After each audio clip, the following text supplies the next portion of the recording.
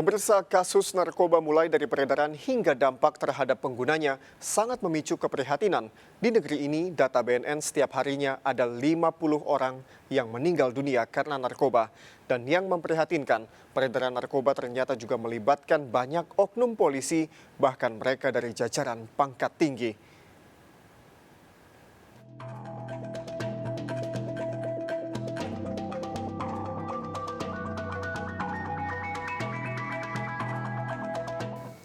Teddy Minahasa diduga menggelapkan 5 kg narkoba jenis sabu yang merupakan barang bukti. Ironisnya, sebagian narkoba tersebut dijual ke salah satu kampung narkoba. Berikut liputannya. Kasus peredaran narkoba seolah tak pernah luput dari keterlibatan aparat yang ikut mencari kesempatan. Terlebih, bisnis narkoba dinilai menjadi lahan basah untuk meraup keuntungan.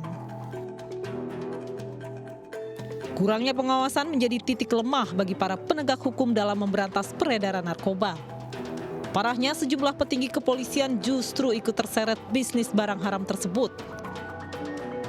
Kalau saya melihatnya kasus narkoba ini kan merupakan kasus pidana yang memang banyak diproses oleh polisi ya. Pemainnya pun cukup yang level-level tinggi, kelas kakap gitu.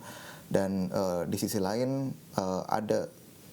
di situ ada materi yang besar, pemainnya pemain besar, tapi di sisi lain yang tadi saya bilang akuntabilitas, kemudian impunitas yang ada di tubuh Polri ini sendiri pun juga pengawasannya masih sangat-sangat lemah. Jadi itu yang kemudian membuka suatu ruang yang memang seharusnya itu diperbaiki. Selain menyalahgunakan kewenangan, aksi aparat yang terlibat narkoba dipicu oleh tingginya tuntutan gaya hidup yang dijalani. Seperti diketahui bahwa perputaran uang dalam bisnis narkoba memang tidak main-main. Kan itu menunjukkan bahwa kekuasaan itu kemudian digunakan untuk memperbesar lini bisnisnya. Sementara mereka yang tidak memiliki kekayaan sebelumnya menjadikan jabatan itu, kekuasaan itu untuk mencari uang juga. Maka mereka menjadi kaya ketika berkuasa. Nah, ini beda banget dengan kalau kita menerapkan prinsip good governance, clean government. Aksi aparat terlibat bisnis narkoba seolah bukan hal baru. Meski dilakukan secara sembunyi-sembunyi, namun identitas penegak hukum kerap tercium juga. Kepada kami, seorang mantan pengedar narkoba menceritakan pengalamannya saat memperoleh narkoba dari seorang perwira kepolisian. Tamu kita sering datang, gitu, sering nongkrong, duduk bareng kita. Karena tamu itu sering datang, itu tamu lama-lama punyalah cewek di situ. Akhirnya deket lah sama cewek di situ, ke kontrak ke hotel, ke kontrakannya kadang-kadang. Nah dari situ dia mulai tuh nawar-nawarin. Saya juga baru tahunya dari situ kan. Yang saya dengar dari informasinya dia tuh katanya perwira polisi, diajak nyabu, diajak dugem gitu, sering diajak dugem, dikasih duit. Untuk menyamarkan aksinya, tak jarang dalam melakukan transaksi, para pelaku harus merahasiakan identitas pemasok narkoba.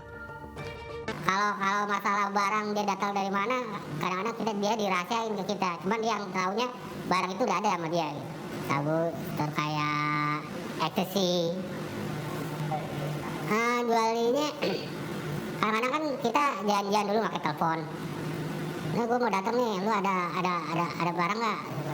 Oke, lu datang. Nah, ini barang udah gue siapin ya. Nah, kadang-kadang barang nggak di tangan kita. Barang kita simpan di mana gitu, nanti dia yang ambil. Kita udah terima duitnya, baru dia yang ambil barangnya. Nah, itu sistemnya kayak gitu sistemnya. Tim Delik juga menemui Nona yang bukan nama sebenarnya.